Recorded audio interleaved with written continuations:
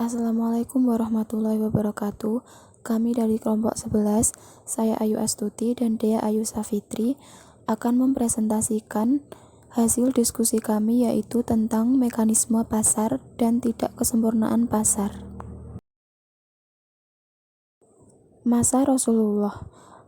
Pasar berperan sangat penting dalam perekonomian masyarakat muslim pada masa Rasulullah SAW dan Khulafaur Rasyidin.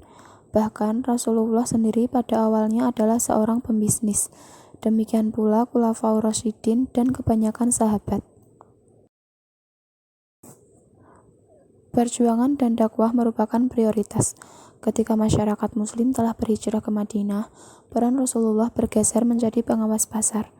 Beliau mengawasi jalannya mekanisme pasar di Madinah dan sekitarnya agar tetap dapat berlangsung secara Islam. Pada saat itu, mekanisme pasar sangat dihargai. Beliau menolak untuk membuat kebijakan penetapan harga manakala tingkat harga di Madinah pada saat itu tiba-tiba naik. Mekanisme pasar menurut Abu Yusuf, ekonomi dengan menggunakan pengangkat analisis kias yang didahulukan dengan melakukan kajian yang mendalam terhadap Al-Quran, hadis Nabi, athar sahibi, serta praktik para penguasa-penguasa yang sahih. Tas'ir menurut Yahya bin Umar. Yahya bin Umar mengizinkan pemerintah melakukan intervensi apabila memenuhi dua hal. Pertama, apabila para pedagang tidak memperdagangkan barang dagangan yang dibutuhkan masyarakat sehingga dapat merusak mekanisme pasar. Kedua, jika para pedagang melakukan praktik banting harga yang dapat menimbulkan persaingan tidak sehat dan dapat mengacaukan stabilitas harga. Evolusi pasar menurut Al-Ghazali. Dalam penjelasannya tentang proses terbentuknya suatu pasar, ia menyatakan, dapat saja petani hidup di mana alat-alat pertanian tidak tersedia. Sebaliknya, pandai besi dan tukang kayu hidup di mana lahan pertanian tidak ada. Namun, secara alami, mereka akan selalu memenuhi kebutuhan masing-masing. Dapat saja terjadi tukang kayu membutuhkan makanan, tetapi petani tidak membutuhkan alat-alat tersebut. Selanjutnya, mekanisme pasar menurut Ibnu Taimiyah.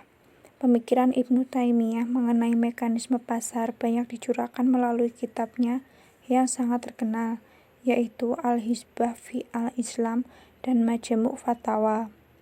Pandangan Ibnu Taimiyah mengenai hal ini sebenarnya terfokus pada masalah pergerakan harga yang terjadi pada waktu itu, tetapi ia letakkan dalam kerangka mekanisme pasar. Peranan pemerintah dalam mengawal pasar. Peranan pemerintah sangat penting untuk lebih menjamin berjalannya mekanisme pasar secara sempurna. Rasulullah SAW sendiri telah menjalankan fungsi sebagai pengawas pasar atau al-hizbah, yang kemudian banyak dijadikan acuan untuk peran negara terhadap pasar. Peran pemerintah yang khusus berkaitan dengan mekanisme pasar adalah sebagai berikut. 1. Secara umum memastikan dan menjaga agar mekanisme pasar dapat bersaing dengan sempurna. Yang kedua, membuat berbagai langkah untuk meningkatkan daya saing dan daya beli dari para pelaku pasar yang lemah. Yang ketiga, mengambil berbagai kebijakan untuk menciptakan harga yang adil, terutama seandainya persaingan yang sempurna tidak dimungkinkan terjadi pada pasar. Yang keempat, manajemen produksi dan ketenagakerjaan di sektor publik. Yang kelima, instrumen yang berkaitan dengan upaya mendorong kegiatan sektor swasta.